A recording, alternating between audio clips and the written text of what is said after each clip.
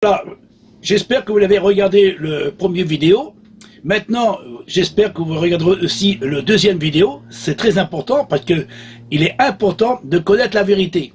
La vérité, elle dérange. Peut-être elle dérange. Mais regardez bien le deuxième vidéo et vous comprendrez le sens réel.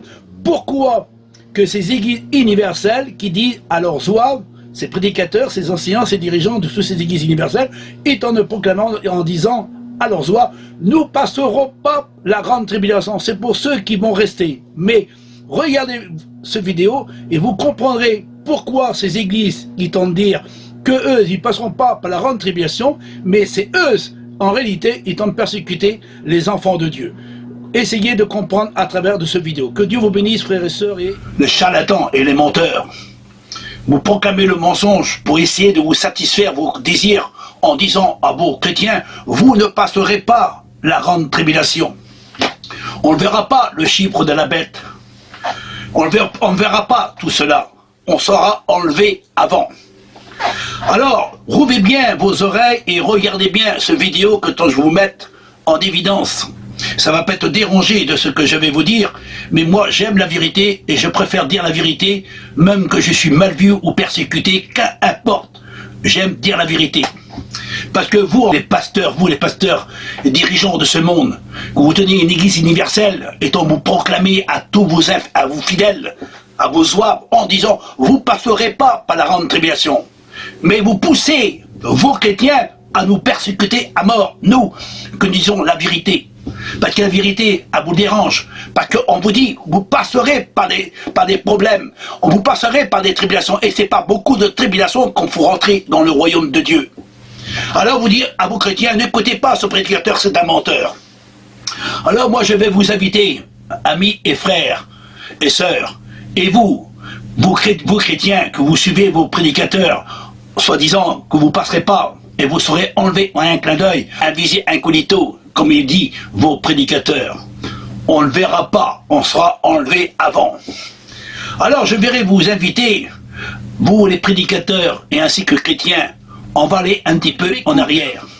Je voudrais t'inviter depuis 1935 à 1945, la deuxième guerre mondiale.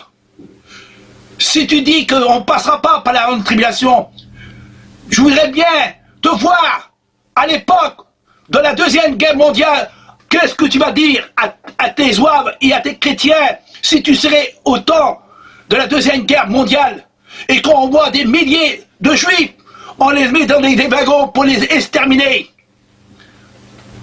Et sans compter les gitans qu'on les mettait à mort. Va dire ça aux anciens. Alors à l'époque, est-ce que tu l'aurais dit, on ne passeront pas par la grande tribulation. C'est beau de dire au XXe siècle, quand nous sommes en sécurité depuis à peu près 80 ans. Et qu'aujourd'hui, vous proclamez encore en disant, vous ne passerez pas, frères et sœurs. On ne verra pas cela, c'est pas pour nous, c'est pour ceux qui vont rester. Mais vos prédicateurs et vos enseignants et vos dirigeants, ils ont toujours proclamé des siècles et des siècles, toujours en disant, vous ne passerez pas, vous ne passerez pas. Et malheureusement, toujours été passé, on les mettait à mort, les enfants de Dieu. Le Christ a dit, de génération en génération, vous serez persécutés de ville en ville. On vous fera la guerre, parce que vous portez le nom de Dieu en vous. Satan, il sait où sont les enfants de Dieu, ceux qui marchent pour Dieu. Et vous dit, nous ne sommes pas destinés à passer par sa grande tribulation. Mais malheureusement, c'est pas vous que vous passerez par la grande tribulation, parce que vous êtes dans le monde. Vous êtes attachés à la charte qui marie les hommes avec les hommes. Vous êtes attachés à l'église corrompue, la Babylone, l'église universelle. Rappelez-vous les vidéos que je vous ai mis. Rappelez-vous ce qu'il dit la parole de Dieu. Alors écoutez bien ce vidéo que je vais vous mettre en le mettant en pratique. Parce que quand Noé rentra dans l'arche, et il a eu un déluge, et tout ont péri. Quand beaucoup de prédicateurs, c'est pas pour nous. C'est pas pour nous. Ce sera comme au temps de Noé, mangeant, buvant, se réjouissait. Fait-il pas aujourd'hui que tu manges, que tu bois et que tu profites, que tu as une belle église, tu as une belle cathédrale, tu es un bon monument, et tu as beaucoup d'argent, et tu es sur un bon estrade, et tu passes à la télévision, et que tu es filmé, et que toutes tes oies tournent de t'écouter, parce que tu fais des miracles et des prodiges. Christ n'a-t-il pas dit dans Matthieu 24, relisez, mettez en pratique Luc 24, et vous verrez ce qui est écrit en réalité. Le Christ n'a pas dit que les enfants de Dieu ne passeront pas par la grande tribulation, comme certains le disent à travers leur propre prédication. On verra bien ce qui va se passer dans l'avenir. Et l'avenir est bien proche, plus proche que vous pensez. Depuis des siècles et des siècles et des siècles, plusieurs milliers d'années, le peuple a toujours été persécuté à mort de ville en ville. Aujourd'hui, on met encore à mort et on persécute les hommes de Dieu. Aujourd'hui, on entend les persécuter avec des paroles, mais il ne faut pas oublier dans les pays étrangers, on massacre encore les hommes de Dieu. On met à mort les enfants de Dieu on les met à mort. Et toi, quand tu es dans une sécurité, paix pour toi, tu manges, tu bois, tu t'achètes tes vêtements, t'achètes ta voiture, et tu es heureux parce que tu es dans une bonne position. Mais va voir ce qui se passe dans les pays étrangers. Aujourd'hui, tu es en paix dans ton pays, mais il y a des pays là-bas qui ne sont pas en paix, ils sont encore en guerre. Et encore là-bas, on entend parler des bris de guerre, des tremblements de terre, des famines et des maladies. Mais la Bible nous dit, on passera tous, même les enfants de Dieu passeront par les tribulations. Il n'a pas dit que le peuple de Dieu passera à côté de la tribulation.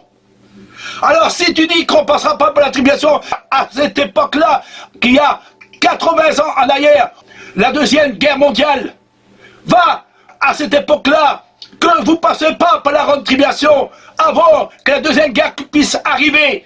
Et qu'est-ce qui pourrait penser que les Juifs, que les enfants de Dieu auraient été passés par des holocaustes et mis à mort? Et pourtant, beaucoup de personnes ont dit, on ne passera pas par la grande tribulation, c'est pas pour nous. Et beaucoup de prédicateurs l'ont prêché pendant des siècles et des siècles en disant, vous ne passerez pas par les grandes tribulations. Et quand on regarde l'histoire, l'histoire nous présente qu'on mettait toujours à mort les enfants de Dieu et les innocents. Alors, qui a raison, qui a tort? Toi, prédicateur, tu te prêches derrière ton estrade parce que aujourd'hui tu es en sécurité, mais demain seras-tu en sécurité? Et que tu as proclamé à tes chrétiens et à tes oies en disant on ne passera pas, on verra bien. Mais moi je vous le dis, si le peuple depuis 2000 ans n'ont pas arrêté d'être persécuté à mort, même au temps d'Abraham, d'Isaac, de Jacob, et tous les prophètes ont été mis en évidence par les persécutions, par les nations, le peuple de Dieu n'a pas pu se reposer. Parce que les nations étaient contre eux, et ça continue encore aujourd'hui. Aujourd'hui, vous nous mettez en esclavage. Vous nous poussez à rentrer dans le monde, afin que nous puissions obéir au monde. Qu'on puisse prendre la technologie, qu'on puisse prendre le vaccin, qu'on puisse prendre tout ce que le monde veut nous offrir. Et si on ne le prend pas, alors on les persécutait, on les jugeait, on les condamnait, on les maltraitait. Et vous dites que vous êtes enfants de Dieu. Vous les prédicateurs, vous ne voyez rien de vos yeux. Vous êtes aveugles.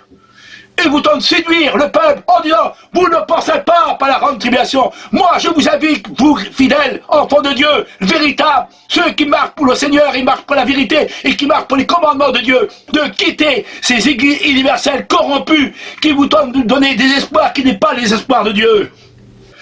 Mais vous ne voulez pas nous écouter. Vous préférez nous persécuter, même la famille, nous ne voulons pas y croire ce qu'on dit. Ils préfèrent écouter les prédicateurs de mensonges en disant « Oh, ne passeront pas par la grande tribulation.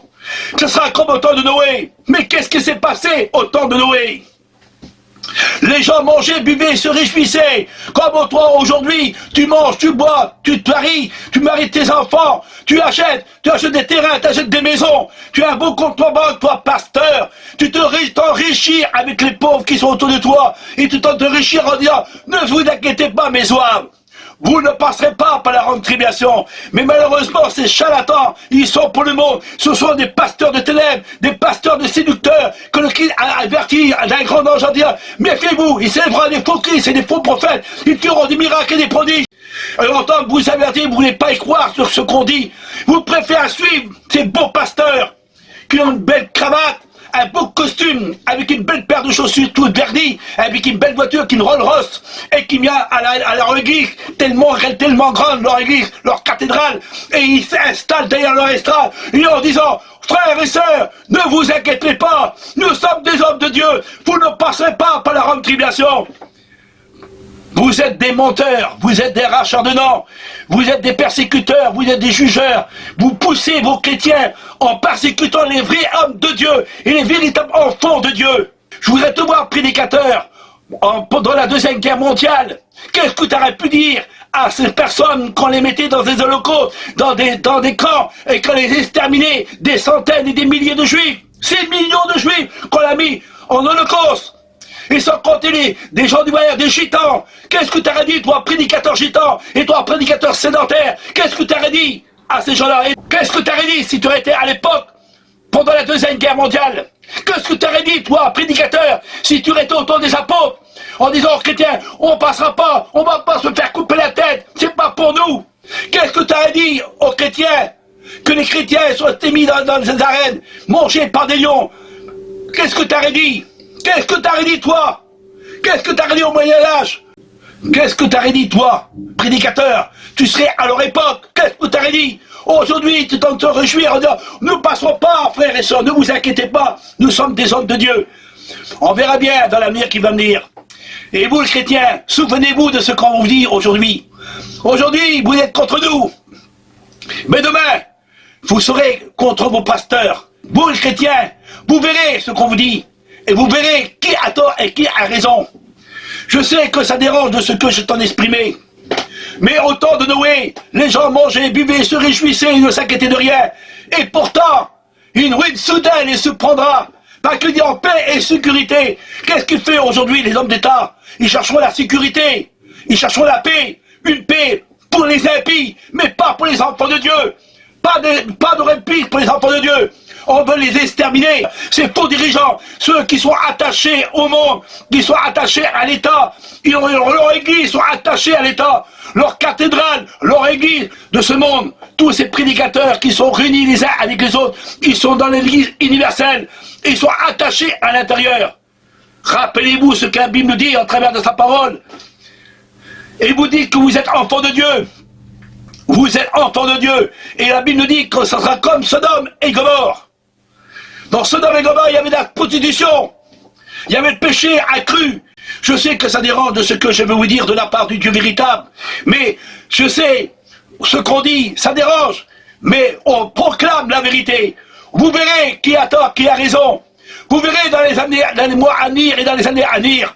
On n'est pas des prophètes pour prophétiser en disant quel jour. On ne connaît ni le jour ni l'heure que le Seigneur reviendra.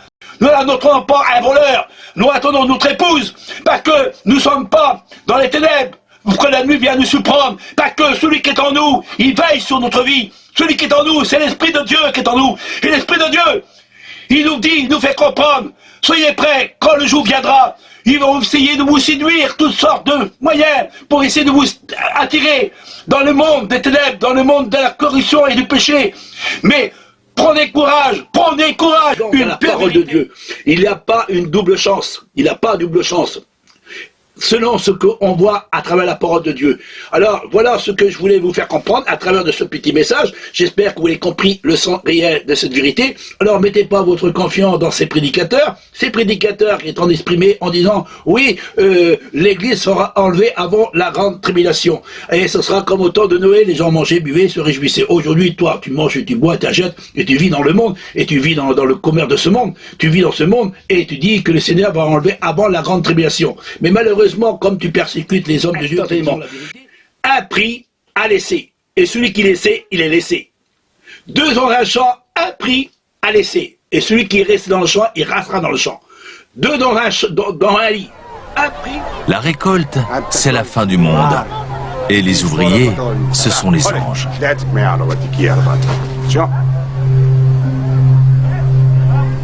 On a ramassé la mauvaise herbe pour la brûler dans le feu. Eh bien, la même chose arrivera à la fin du monde.